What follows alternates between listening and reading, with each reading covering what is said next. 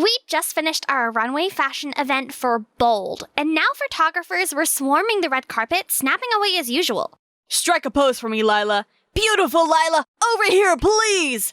I looked over at Maggie, who'd suddenly stiffened like a mannequin, and quickly whispered into her ears, "Smile, you look gorgeous." But then, Maggie, can you move to the side, please? You're blocking Lila. Maggie looked so uncomfortable at the comment that she slowly began stumbling backward, struggling to keep up a smile. "Oh no, Maggie! Hey, that was very rude. Don't you have any common sense?" I held Maggie's hand and ran backstage. "Ignore them, Maggie. You're beautiful. That's why you're one of Bold's top models." "Easy for you to say. Look at you. Of course someone as perfect as you wouldn't understand." But I wasn't perfect, and I knew she'd never believe me unless I showed her.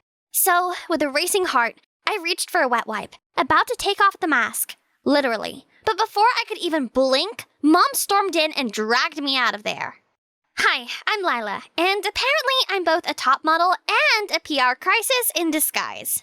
A special title, courtesy of my flawless mother, who also happens to be my boss. Let me explain. My mom is the CEO and founder of Bold, a global beauty empire, and the true definition of Cruella de Vil in couture.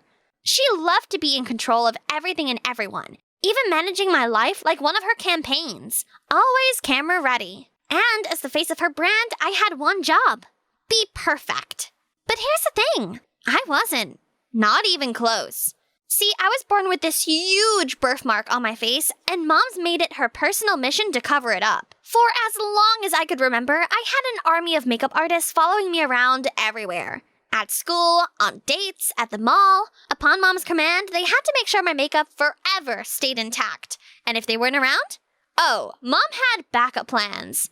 For example, during a trip in Paris, I wanted to relax a bit before the hectic schedule started again. I thought I could go outside barefaced as long as Mom didn't find out, just for a few minutes. But the second I touched the sidewalk, someone unexpectedly leapt out of the shadows and plopped a giant flower hat on my head. Instantly, a swarm of paparazzi showed up, clicking away for photos while I stood frozen, unable to move since that hat was so large it instantly blocked off most of my sight.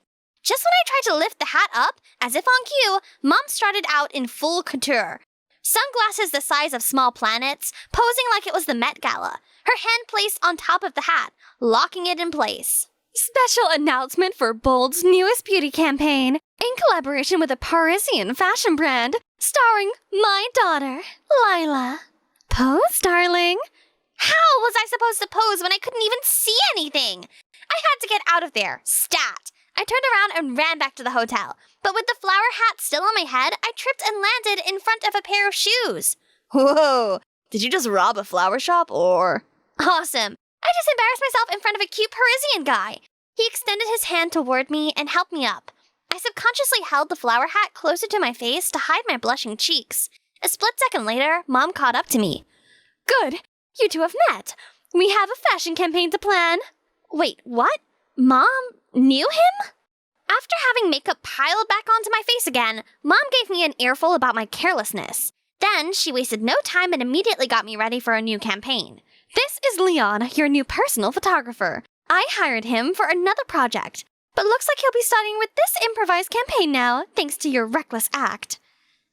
That's just like Mom, to scold me and to create a new business opportunity, both in one go. In 3 hours, Mom landed a collaboration with a prestigious Parisian couture brand, just because I almost made my bare face public. After that, I stopped fighting. She'd made one thing clear. She'd spend everything to keep up the perfect image of her brand. At least now there's Leon here too. Yeah, I know, he worked for Bold, so I should keep things professional between us. But how could I stay nonchalant when he's the one taking my photos, calling me beautiful and smiling at me every day? You really are the prettiest girl in the world. Keep saying that and I'll turn into a full-blown diva. Anyway, you've never seen my real face. I'm actually not that pretty. Leon was quiet for a moment. I know the real you, Lila. And you're beautiful. What do you mean? Suddenly, Leon grabbed my hand. Come with me. Minutes later, we pulled up outside a rundown building that looked one sneeze away from collapsing.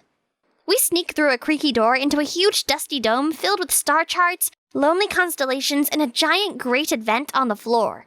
Welcome to the Wind Chamber, my personal one-stop wind down. Okay, but, how does it work? Leon ran to a corner, flipped a switch, and whoosh! Warm air blasted through the floor. In seconds, my hair was up in the air, and I couldn't stop laughing. Leon laughed with me while snapping some pics of us. I felt so happy and free, being here with him right now. How did you even know about this place? This was my granddad's favorite place when he was younger. The sky view from here is the best. He took me here all the time when I started taking up photography. I like that. It's a cute story. Later, we looked at the photos Leon took at the planetarium. Let's just skip those. I look silly. No way. This is you. Carefree and full of laughter. And you're beautiful. I see you, Lila. Beyond the makeup and the polished photo shoots. Yeah, but that's not... When he tucked my hair behind my ear and leaned in closer, my heart was racing. Was he going to kiss me? Suddenly, my phone rang. Great timing, universe. I picked up the phone to hear a friend frantically telling me to check the latest viral news. Oh God! Isn't that Maggie? Photos of Maggie barefaced with a burn scar on her forehead were blowing up online. Whoa, that scar's kind of brutal. Poor girl. My stomach tightened. Her scar was faint compared to the birthmark I was hiding. And yet, he noticed. I gotta go. I bolted. Leon called after me, but I dared not turn around. Maggie and I weren't exactly close, but her situation was something I was all too familiar with. I tried reaching her phone, but she wouldn't answer. After being dragged and made into memes online, Maggie was faced with even more judgment the next day when she showed up for our photo shoot. The crowd outside the building booed loudly while paparazzi bombarded her with questions. I wanted to head out and shield Maggie from the public's eyes, but just when I got up from my seat, Mom waltzed in, frowning. What do you think you're doing? Maggie's hurting. I need to comfort her. No need to bother. She's no longer a model for Bold. Huh? You fired her? We strive for flawlessness, and she simply doesn't represent that. If we're a problem to you, then why hired us in the first place? Why made me the face of your brand? I'm so tired of having to conceal myself away all the time, Mom. I don't want to live like this forever. I built this brand to help us have the life we do now. Be more grateful. I was in disbelief. How could she do this? So I ran out and bumped into a crying Maggie. Maggie! Oh gosh, I'm so sorry. You don't deserve to be treated like that. You don't have to pity me, Lila. You wouldn't get it anyway. Only perfect girls like you can stay with Bold. I need to go now. Maggie, wait! But Maggie had already ran off. Mom had gone too far this time. For the sake of her beauty empire, a girl's confidence was completely tarnished. I thought of a plan to free myself and overthrow Mom's artificial idea of perfection. But to do that, I needed to confront my fear first. Hey, Leon? I was ready to let him in on the truth. Yet, part of me was still afraid of how he might react. I removed my mask as he turned around. He looked at me for a second, his eyes widening. Then, he got up and hugged me. Why aren't you saying anything? Don't you see the huge mark on my face? Lila, I'd already seen it in Paris. The hat slipped when you tripped. I just didn't bring it up because I wanted to wait until you're comfortable enough to tell me yourself. So this whole time? I meant it when I said I'd seen the real you. And she's beautiful. My brain short-circuited. Here's a boy who saw me and accepted me for who I was. And the way he smiled at me gave me butterflies. But wait, the plan first, romance later.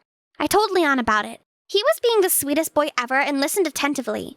We took some photos of me barefaced, and later that night I posted them online anonymously. Then, all hell broke loose. And sure, the internet was eating up the drama again. But then things quickly got out of hand, even more than I had expected. Investors bailed, endorsements vanished, sales tanked, and Mom was furious. When she called me into the room, I thought I'd be getting her full rage. But instead, you fired Leon? Why? I saw the photos on his camera, Lila. Why would you pose barefaced for him? Did he blackmail you? Or trick you somehow? Mom, nobody tricked me. Leon didn't... Shh, it'll all be all right soon, dear. I'll make sure nobody ever wants to hire him again. And just like that, she walked off muttering into her phone. Oh no! Leon's career was about to go down the drain! All because of me! He was only trying to help me because he wanted me to be happy with my true self. But how could I celebrate my so-called freedom if someone else had to pay the price? I had to do something. It had been a few days since the incident and the buzz hadn't died down yet. Mom was focusing all her attention on solving the brand crisis, while Leon, I hadn't been able to contact him since. But it'd all end today. That's why I called for a press conference. As I went up to speak, I saw Leon among the sea of reporters. He gave me a weak smile, but I could tell he hadn't been all right. I had to fix this, quickly. Hi, I'll keep this short. That's my real face in the photos. No edits, no filters, and I leaked them myself. I've been living a lie and hiding myself under an unrealistic image of perfection. Then, chaos erupted in the room. I stepped away, grabbed a wipe, and erased the makeup, revealing the mark on my face. There was no turning back now. The cameras were clicking away frantically as I continued my speech. My intention with the leaked photos was only to free myself from it. I never expected things to blow up like this and affect people I care about. So I'm here today to set the record straight. There was nothing wrong with it in the first place. My birthmark or Maggie's scar. The real problem was the cover-ups. And more than that, the shame and pressure to do so. Yes, I should have never lied about it. But the world made me feel like I had to. And that's what needs to change. As I spoke, I glanced over to the side and saw Mom stumble backward, her face pale and her trembling hands raised up to cover her mouth. I never thought my strong, stone-cold, bossy mom could look so vulnerable. My chest tightened. I was betraying her trust, stomping on the empire she spent her life building. I hurt her. That night, guilt had me in a chokehold, so I went to Mom's room to apologize. She was sitting at her makeup desk. Since the press conference, she'd been unusually quiet. She didn't even scold me for either leaking the photos or the sudden reveal of my birthmark to the press.